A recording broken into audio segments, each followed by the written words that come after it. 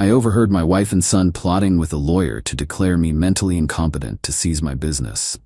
I walked in, passed the competency test, fired my son, and divorced my wife, and then... Original post I, 57 male. Still can't believe I'm typing this. My hands are shaking, but I'm weirdly calm, like my brain went into survival mode. So I own a commercial refrigeration company. Started it 28 years ago in a garage, built it up to $12 million annual revenue, 45 employees. My son, 32, has worked there for 6 years as operations manager. Not because of nepotism. Kid actually went to business school, worked at 2 other companies first. I was proud when he joined. My wife, 54, never worked after we got married. She managed the house, raised our 2 kids. Standard arrangement for our generation. I provided well, never complained about her spending. We had our issues like any couple, but I thought we were solid. Last Tuesday changed everything. I came home early from a supplier meeting that got canceled. Around 2 p.m., pulled into the driveway and saw an unfamiliar BMW. Figured my wife had a friend over. Walked in through the garage, heard voices in my home office. The door was mostly closed, but not latched. I was about to announce myself when I heard my son's voice. So realistically, how long does the whole process take? Male voice I didn't recognize. If we can establish a pattern of concerning behavior, maybe 3 to 4 months. The key is documentation. My wife, he's been forgetting things, repeating himself. Last week he couldn't remember our neighbor's name. I'm standing there frozen in the hallway. The stranger? That's good. We need more. Doctor's visits where he seems confused, missed appointments, any erratic business decisions. My son, he vetoed the Riverside contract last month, made 0 cents financially. That's documented. For context, the Riverside contract was a low-ball bid from a client known for payment issues. I rejected it because I've been in business long enough to spot red flags. My son wanted it to pad his numbers. My wife, what about his temper? He's been more irritable. Yeah, because my wife's been spending like we print money and my son keeps pushing risky deals. The stranger, perfect. Keep detailed notes, dates, times, witnesses if possible. We'll need testimony from both of you about his declining capacity. My son, and once he's declared incompetent, the conservatorship transfers business control to me? Correct. As his son and the operations manager, you're the logical choice. Your mother would handle personal affairs and assets. My wife, how much are we talking for your retainer? $25,000 to start, but considering the business valuation, it's a worthwhile investment. I walked in. Just opened the door and stood there. The lawyer, this slick-back corporate type in a $2,000 suit, went pale. My wife jumped like she'd been electrocuted. My son at least had the decency to look sick. Meeting going well? My voice came out steady. Nobody spoke. The lawyer started shoving papers into his briefcase. Don't bother, I said to him. You're not getting that retainer. My wife recovered first. Always was quick on her feet. Honey, this isn't what it looks like. It's exactly what it looks like. You're trying to have me declared mentally incompetent to steal my business. My son, Dad, we're worried about you. You've been acting different. Save it. I heard everything. Every word. The lawyer tried to leave, but I blocked the doorway. Not yet. You sit back down and explain the legal requirements for a competency evaluation. He stammered something about needing to leave. Sit down, or I call the state bar right now and report you for conspiring with family members to commit elder fraud. He sat, started explaining, trying to make it sound clinical and necessary. How concerned family members can petition for evaluation, how a medical professional determines capacity, how it's really for the person's own protection. And how much of this did you already file? Nothing yet. This was just a consultation. Get out. All of you get out of my office. The lawyer practically ran. My son tried to say something, but I pointed at the door. He left. My wife stayed. Started crying. You're not thinking clearly. We're trying to help you. You're trying to rob me. Get out. She left. I locked the office door and made some calls.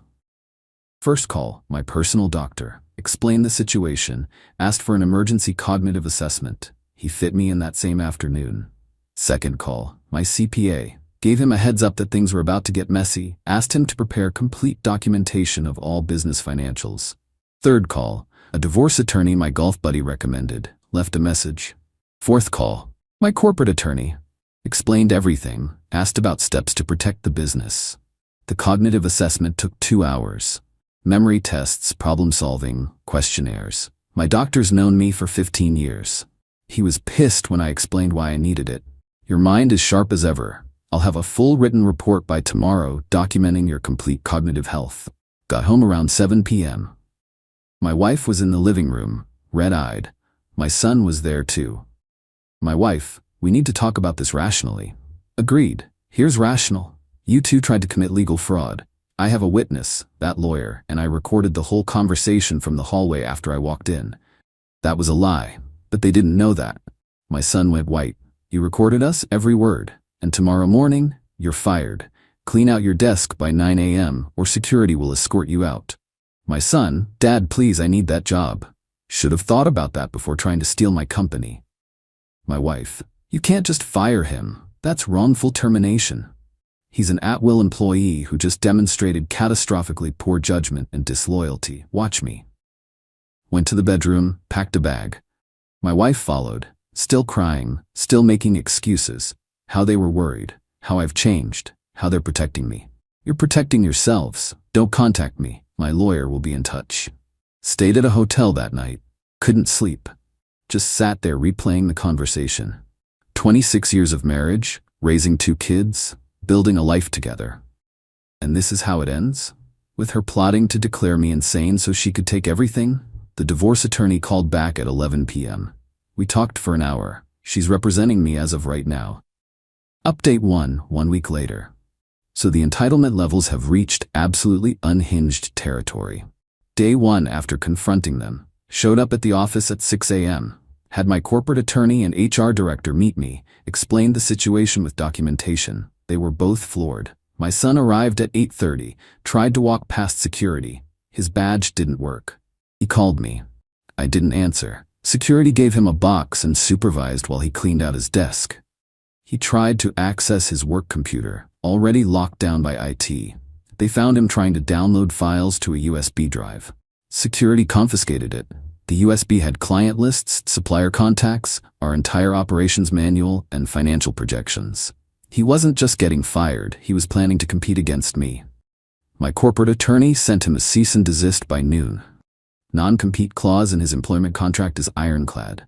He signed it 6 years ago without reading it, apparently. Meanwhile, my wife was blowing up my phone. I counted 89 calls and texts that first day. Everything from, "How could you?" to "You're destroying our family," to "I'll take you for everything in the divorce." My divorce attorney's response was beautiful. "Ma'am, your husband has documentation that you conspired to have him declared incompetent. That's elder abuse in this state. You might want to reconsider your tone." Radio silence for exactly 12 hours after that. Then came the financial warfare. Day 3. My wife maxed out every credit card I'd given her. Over $45,000 in charges in one afternoon. Jewelry, handbags, electronics. Even bought an $8,000 handbag. Took screenshots of everything before I called the card companies. Cards canceled within an hour. She also cleaned out our joint checking account. We kept $10,000 in there for household expenses. Gone. Transferred it to her personal account. Joke's on her though. That was our only joint account. Everything else has always been separate. The business accounts, investment accounts, primary checking, all solely in my name. She had access to one account that I used for household bills. Day 4. Got a letter from her attorney, demanding temporary spousal support of $15,000 monthly to maintain the marital standard of living. Also demanding I vacate our marital home and continue paying the mortgage while she lives there. My divorce attorney laughed.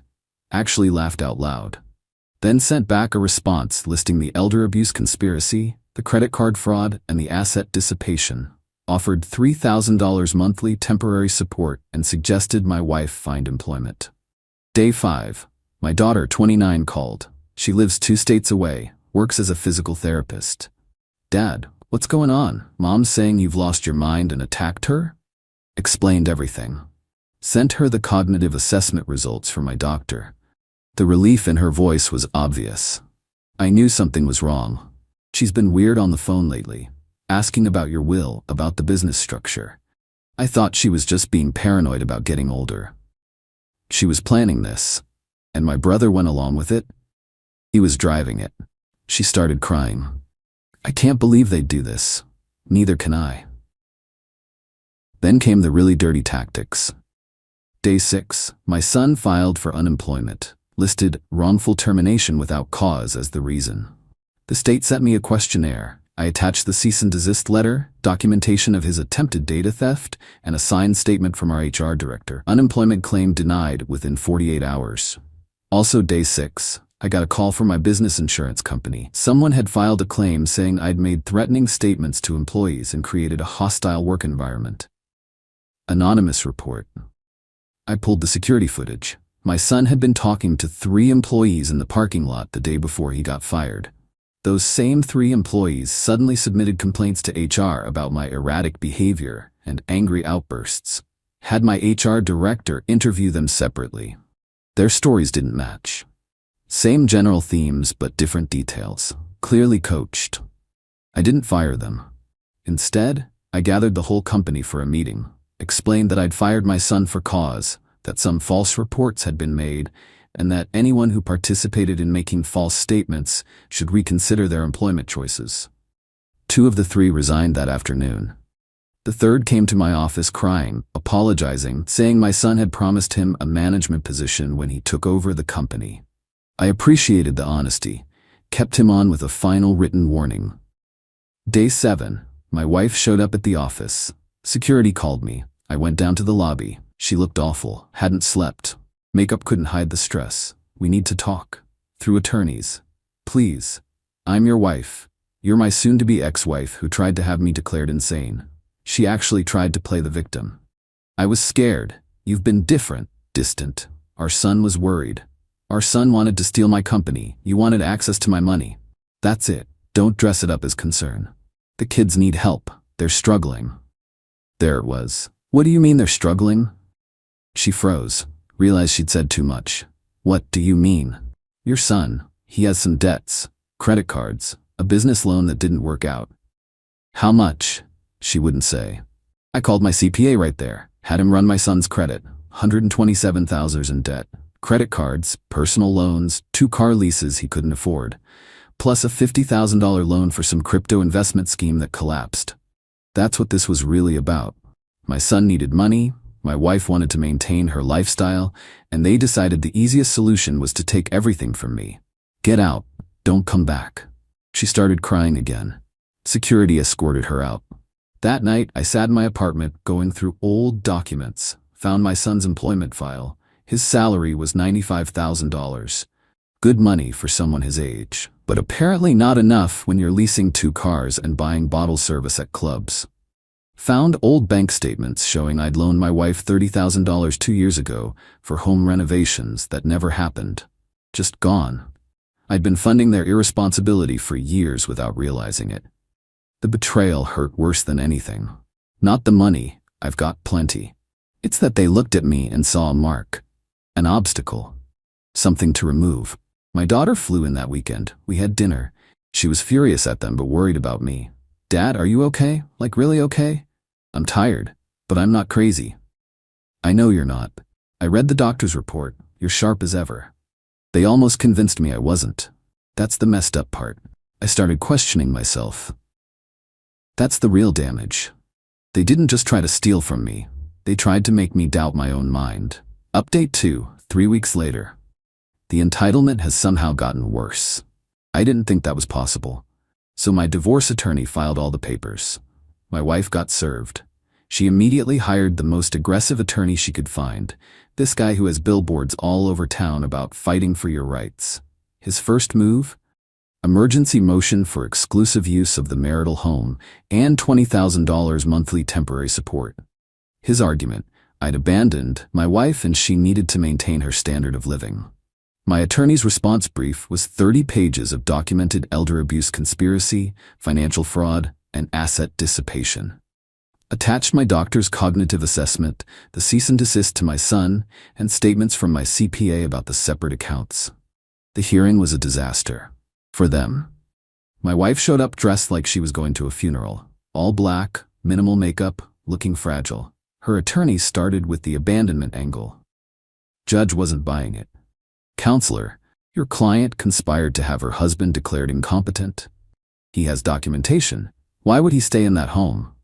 Your Honor, those allegations are disputed, are they? I have a signed statement from the attorney who was present at that meeting. Yeah, turns out the scumbag lawyer my wife hired for the conservatorship thing got scared after my corporate attorney threatened him with bar complaints. He gave a voluntary statement to cover himself. Confirmed every word of the conspiracy. Judge denied the emergency motion. Set temporary support at $4,000 monthly, barely enough to cover the mortgage and utilities. No exclusive use of the home. And here's the kicker. Ordered a 50-50 split of household items, with me getting first choice since I'd moved out. My wife lost it in the courtroom. Started yelling about how she couldn't survive on $4,000, how I was trying to make her homeless. Judge, ma'am, your husband alleges you conspired to commit elder abuse. The court is being generous with this support order. I suggest you accept it and retain counsel who will give you realistic expectations. Her attorney tried to recover, but the damage was done. Outside the courthouse, my wife tried to approach me. My attorney blocked her. You're destroying me. I gave you the best years of my life. You tried to have me declared insane. We're done. But the real chaos started after that hearing. My son, desperate and stupid, started calling my business clients, telling them I was having health issues, and offering his services as a consultant who knew my systems. 3 clients called me directly. I thanked them for the heads up and forwarded everything to my corporate attorney. We sent cease and desist letters and threatened tortious interference lawsuits. My son's response? He tried to start his own competing business. Filed the LLC papers and everything. Called it Premier Refrigeration Solutions. The problem? His non-compete clause prohibits him from working in commercial refrigeration within 100 miles of my business for 3 years. My corporate attorney sent him a letter. We'd sue him into bankruptcy if he opened. He sent back a response claiming the non-compete was unenforceable and he had free speech rights to contact potential clients. We filed for a temporary restraining order and preliminary injunction. Got a court date for 2 weeks out. Meanwhile, my wife's dirty tricks escalated. She started calling my sister, my elderly mother, my business partners, anyone she had numbers for, telling them I'd had a breakdown and wasn't myself, that I'd turned on my family without reason. My sister called me laughing. She tried to tell me you've lost it. I told her you've always been the sanest person I know and she should get help. My mother called me crying. She's 82 and doesn't need this stress. What's happening? Your wife says such terrible things. I drove to my mom's place, sat with her for 2 hours explaining everything. Showed her the cognitive assessment, explained the conspiracy. She was horrified. I never liked that woman, too concerned with appearances. But I thought she loved you. She loved what I provided. My mom hugged me. You'll get through this, you're strong. But my wife wasn't done. She went to my country club, started telling people I was going through something and implying I was mentally unwell. 2 members called me asking if I was okay. I resigned my membership, wasn't giving her the satisfaction of running my reputation through the mud there. She also tried to access my business accounts, called my bank claiming to be my authorized representative, and needed to verify some transactions. The bank called me immediately. I confirmed she had 0 authority and asked them to flag her number. The preliminary injunction hearing against my son was brutal. He showed up with a bargain attorney who clearly wasn't prepared. My corporate attorney brought documentation of every non-compete violation, every client contact, the LLC filing, everything. Judge granted the injunction. My son cannot operate any competing business, contact any of my clients or employees, or work in commercial refrigeration within 100 miles. Violation means contempt of court. My son stood up and yelled at the judge. This is BS. He can't monopolize an entire industry. I have bills to pay. His attorney yanked him back down. Judge was not amused. Mr. Son, you signed a contract. You're bound by it. And given your conduct attempting to steal data, interfering with business relationships, this court finds you acted in bad faith. The injunction stands, and if you violate it, you'll be explaining yourself from a jail cell. My son stormed out. I later heard he's moved back in with my wife at the house. 2 failures living together. The divorce discovery process has been revealing. My attorney subpoenaed financial records for both of them. Turns out my wife has been hiding money. She had a separate bank account I didn't know about, $83,000 in it. Money she'd been skimming from the household account over the years. She claimed it was her savings, but couldn't explain where it came from. My attorney is arguing it's marital property that she fraudulently concealed. Also found out she'd been taking cash advances on the credit cards for months before I caught the conspiracy. Over $25,000 in cash advances. No explanation where that money went. My son's financial records are even worse. The $127,000 debt I mentioned? It's actually $180,000. He'd been hiding loans from his mother. My wife had been giving him money without telling me. So the whole conspiracy makes sense now. They're both drowning in debt. They saw my business and assets as the life raft. My daughter has been my rock through all this. She flew back for the injunction hearing, sat in the gallery while her brother got humiliated in court. Afterwards, she told me she'd tried talking to him. He's completely delusional, Dad. Thinks you're the bad guy. Says you overreacted. That they were just exploring options for your care. They were planning to commit fraud. I told him that. He hung up on me. Last week I got a letter from my son, handwritten, bizarre. It started normal, apologizing, saying he made mistakes. Then it got weird. He started blaming me for his failures. Said I never believed in him. Said I held him to impossible standards, that I set him up to fail by making him work for the business. No acknowledgement of the conspiracy, no real remorse.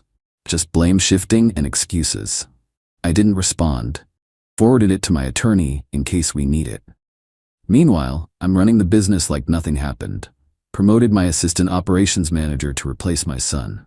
Guy's been with me 12 years, knows the systems inside and out. Company's actually running smoother now. Had a staff meeting last week. Addressed the elephant in the room directly. Some of you know my son no longer works here. Some of you heard stories. Here's the truth. He violated his employment agreement and acted against the company's interests. This is now behind us. We move forward. Nobody asked questions. They could read between the lines. Got preliminary divorce settlement discussions scheduled for next month. My attorney is pushing for a fast resolution. My wife's attorney is stalling, hoping I'll get tired and settle for more. Not happening. I'm petty enough to drag this out as long as needed. The house is becoming an issue though. It's in both our names, worth about $800,000. My attorney wants to force a sale. My wife wants to keep it, wants me to buy her out at full value. I offered 40% of equity, citing her fraudulent behavior and hidden accounts. She rejected it, demanded 60%. For her contributions as a homemaker. My attorney's position, she gets 30% max, and that's being generous, given the elder abuse conspiracy. We'll see what the judge says. Final update. 2 months later, it's over. Mostly. The legal stuff is done, the emotional recovery, that'll take longer. The divorce settlement got finalized 3 weeks ago. It wasn't pretty, but it was fair given everything. The judge clearly didn't like my wife's attorney or their arguments. In the final hearing, he spent 15 minutes lecturing about the seriousness of elder abuse allegations and how my wife was fortunate I wasn't pursuing criminal charges. My wife got 35% equity in the house. We're selling it. One of our cars, the older Honda, her personal belongings, $3,500 a month, spousal support for exactly 4 years. Judge called it rehabilitative since she hasn't worked in decades. Half of one retirement account we designated as joint years ago, about $90K. I got the business 100%, was never marital property anyway. All other retirement accounts and investments. My car, 65% equity in the house. The vacation cabin up north, bought before marriage. Her hidden bank account? Judge ruled it was marital property since she couldn't prove separate source. Split 50-50. She was furious. The credit card debt she racked up? All hers. Judge said she deliberately dissipated marital assets and assigned 100% of that debt to her. No exclusive use of the house. We both moved out. It's being sold. Should close next month. My wife tried one last play in the courtroom. Started crying, told the judge she'd given up her career for our family, that I was leaving her destitute. Judge wasn't moved. Ma'am, your husband is providing 4 years of support. That's ample time to obtain employment or education. And frankly, your conduct during this proceeding, the financial fraud, the asset hiding, the conspiracy to declare your husband incompetent, does not warrant the court's sympathy." Her attorney tried to object. Judge shut him down. "Counselor, your client conspired to have her husband declared mentally incompetent to seize his business. She then maxed out credit cards, hid money, and attempted to manipulate the court. She's receiving far more consideration than she deserves. We're done here." That was that. Papers signed.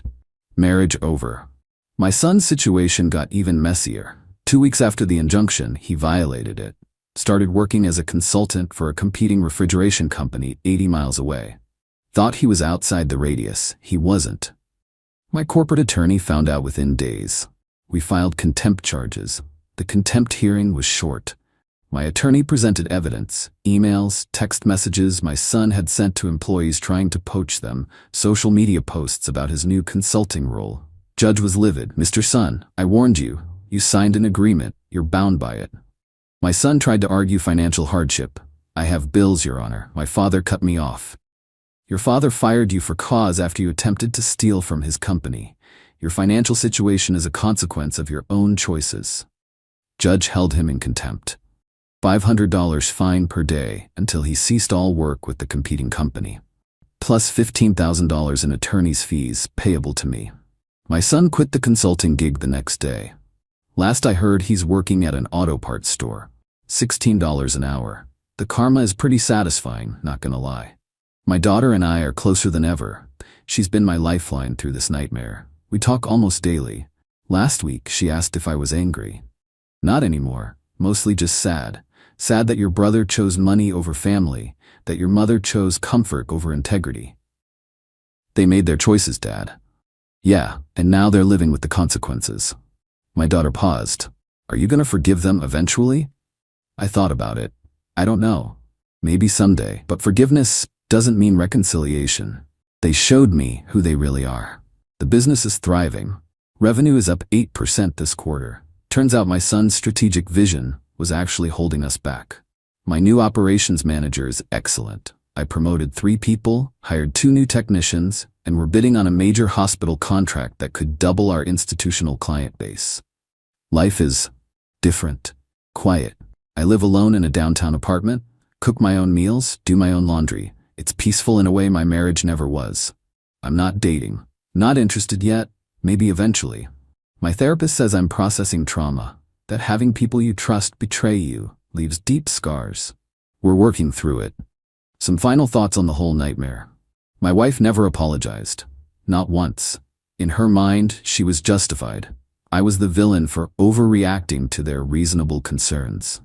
My son sent one text after the contempt hearing. Hope you're happy. You destroyed your own family. I blocked his number. The hardest part wasn't the legal battles or the money. It was realizing my marriage was a lie. That my wife saw me as a resource, not a partner. That my son viewed me as an obstacle, not a father. You spend decades building a life with someone. You trust them with everything, your dreams, your fears, your vulnerabilities, and then you find out they'd throw you away the second it benefited them.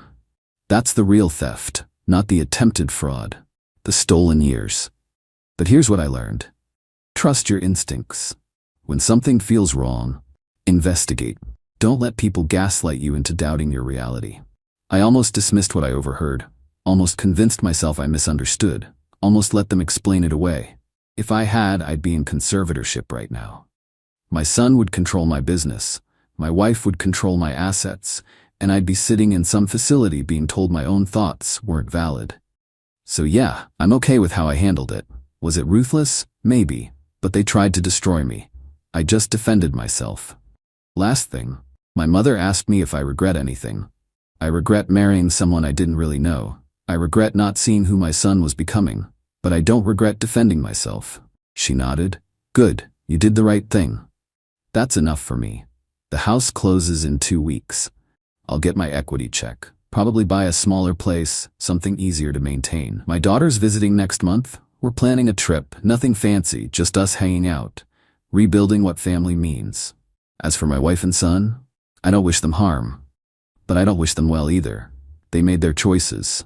They can live with the consequences. I'm finally free. And honestly, that's worth more than any settlement.